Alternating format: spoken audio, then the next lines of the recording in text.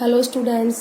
तो बेटा last video में हम लोगों ने आपको बताया था about the universal law of gravitation. ठीक है कि कोई भी दो ऑब्जेक्ट अगर इस यूनिवर्स में है तो वो आपस में एक दूसरे पर फोर्स लगाती हैं और जो फोर्स होता है उसका अमाउंट होता है directly proportional to the product of their masses and inversely proportional to the square of distance between them. फिर उसके बाद हमने उनके प्रोपोर्शनलिटी हटाया था, इक्वल में चेंज करा था, हमारे ग्रेविटेशन कांस्टेंट आया था जिसकी हमने एसआई यूनिट निकालना बताया था आपको, और जिसकी एसआई यूनिट आई थी बेटा न्यूटन मीटर स्क्वायर पर किलोग्राम स्क्वायर। ठीक है, अब उसी पे बेस्ड हम क्या करा रहे हैं, न्यूमेरिकल। जो हमारा फॉर्मूला था F is equal to G capital M small m into D square, ये हमारा फॉर्मूला था फोर्स ऑफ ग्रेविटेशन का between two bodies of mass capital M and small m। तो हमारा फोर्स आया था GMM अपॉन डी स्क्वायर। इसी पे बेस्ड हम बेटा क्या करते हैं, न्यूमेरिकल है हमारा इस तरीके। The mass of the earth is 6 into 10⁻24 kilogram. हमें अर्थ का मास दे रखा है 6 into 10⁻24 kilogram and mass of the moon is 7.4 into 10⁻22 kilogram. Moon का मास दे रखा है हम लोगों को।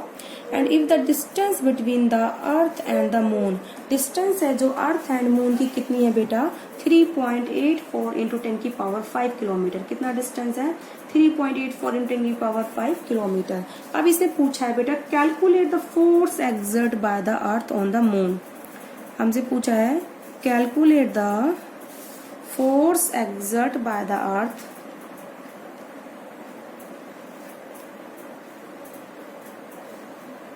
calculate the force exert by the earth on the moon। ठीक है, तो हमें निकालना है और हमें वैल्यू दे रखी है टेक। हमें जी की वैल्यू दे रखी है, अगर हमें याद भी नहीं है तो हमें बहुत फायदा है। Take G is equal to 6.7 into 10⁻11 newton metre square पर किलोग्राम स्क्वायर। हमें जी की वैल्यू दे रखी है। ओके बेटा, तो let's start how we solve this question. ठीक है बेटा, तो आपको स्टेटमेंट तो समझ में आ गई है। हमें अर्थ का मास दे रखा है, मून का मास दे रखा है, उनके बीच डिस्टेंस दे रखा है, तो हमें क्या निकालना है, calculate the force exert by the earth on the moon. Okay, तो आप पहले जो आपको गिवन क्वांटिटीज आप उनके एक बार लिख लीजिए। गिवन क्वांटिटीज हमारी क्या है, द मास ऑफ अर्थ। हमारा अर्थ का मास कितना है बेटा, 6 into 10⁻24 kilogram, that is the mass of earth. Okay बेटा, नाउ नेक्स्ट लाइन है मास ऑफ मून। मून का मास कितना है बेटा, 7.4 इंटू 10⁻22 किलोग्राम। कितना है, 7.4 इंटू 10⁻20 किलोग्राम।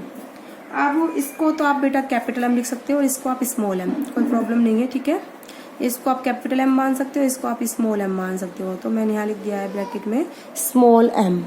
ठीक है, अब यहाँ पे मेरी जगह नहीं है तो आप कैपिटल एम ले लेना, कोई प्रॉब्लम नहीं है। ठीक है, तो अब है distance between the earth and moon. दे रखा है distance between earth and moon,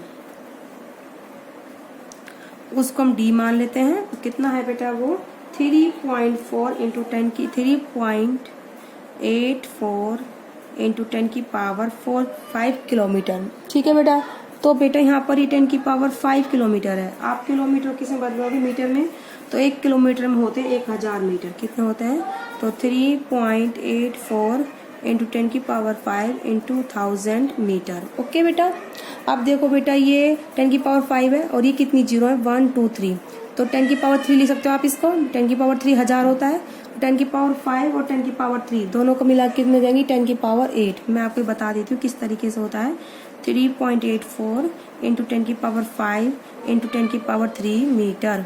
अब देखो बेटा ये 10⁻5 और ये 10⁻3 है। ठीक है, दोनों के बेस क्या है, सेम है। बेस हमारा क्या है, 10 है। अगर बेस सेम हो तो पावर ऐड हो जाती है, तो अगर हमारे बेस सेम हो तो पावर ऐड हो जाती है, इसको बेटा याद रखना। तो ये हमारी पावर 5, ये हमारी पावर 3 है, तो 5 + 3 बेटा कितना हो जाएगा, 8। तो हमारा डिस्टेंस हो गया 3.84 इंटू 10⁸ मीटर। ओके बेटा, ये आ गया आपका distance between the earth and moon. Okay, mass of the earth आ गया, मास ऑफ द मून आ गया और distance between the earth and moon हमको गिवन है।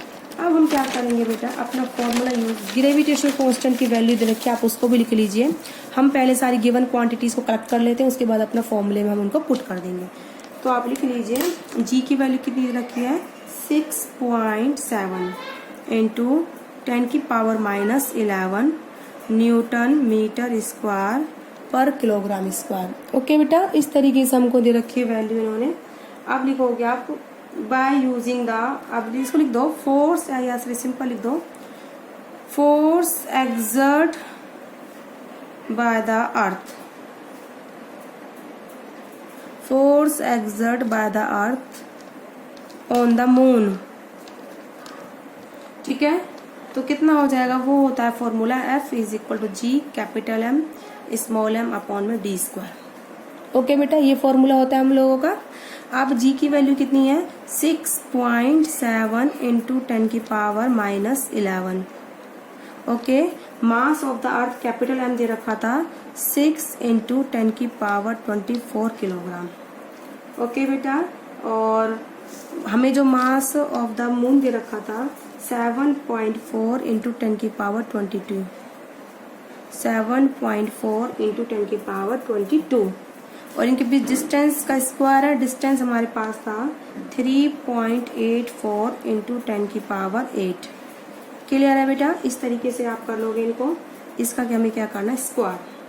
ठीक है, अब देखो बेटा 10⁻11 है, 10⁻24 है, 10⁻22 है। अब वही बेस सेम है तीनों का, तो पावर क्या हो जाती है, ऐड। तो आप इसको सोल्व कर सकते हो आराम से। 6.7 इंटू में 6 को आगे लिख लो, फिर इंटू में आप किसको लिख लो बेटा, 7.4।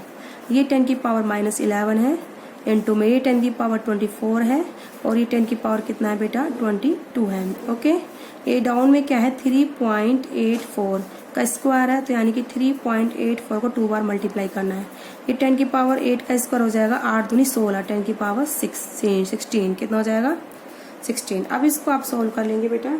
जब इन सबको आप मल्टीप्लाई करोगे तो ये आपका, ये वाली क्वांटिटीज तीनों को मल्टीप्लाई करने पर आपका आएगा, अभी हम कर लेंगे मल्टीप्लाई। ठीक है, 6.7 इंटू 6 इंटू 7.4 अपॉन में 3.84 इंटू में 3.84। ठीक है, देखो 10⁻⁻11 है।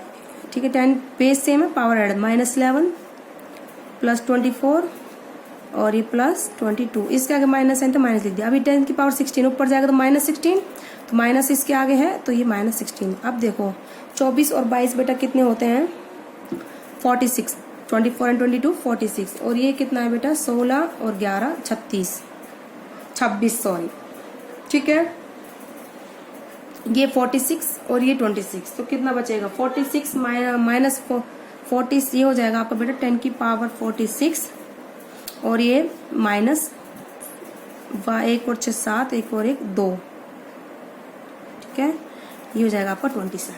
ठीक है बेटा, और ये जब आप इसको 46 में से -27 करोगे बेटा तो आपका आएगा 19। कितना आएगा, 19। ठीक है, ये आपका जो आप इसको कैलकुलेट करोगे ये आपका आएगा 20.2। कितना आएगा बेटा, ये 20.2।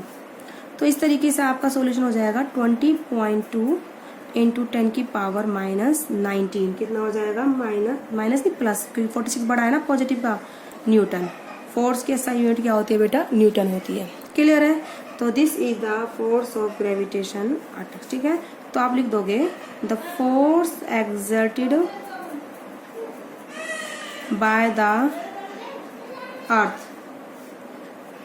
ऑन मून,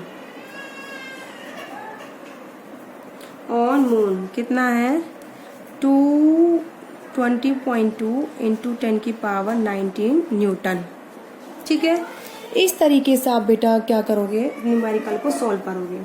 ठीक है, ये मेथड है न्यूमेरिकल सॉल्व। आपने सिंपल गिवन क्वांटिटीज को लिखा, कैपिटल M क्या है आपके पास, स्मॉल m क्या है, मास of the earth, mass of the moon, इनके बीच का डिस्टेंस को आपने मीटर में चेंज करा। सारी हमने SI यूनिट लिया है। देखो मास हमने किलोग्राम में लिया था, डिस्टेंस हमने मीटर में लिया था।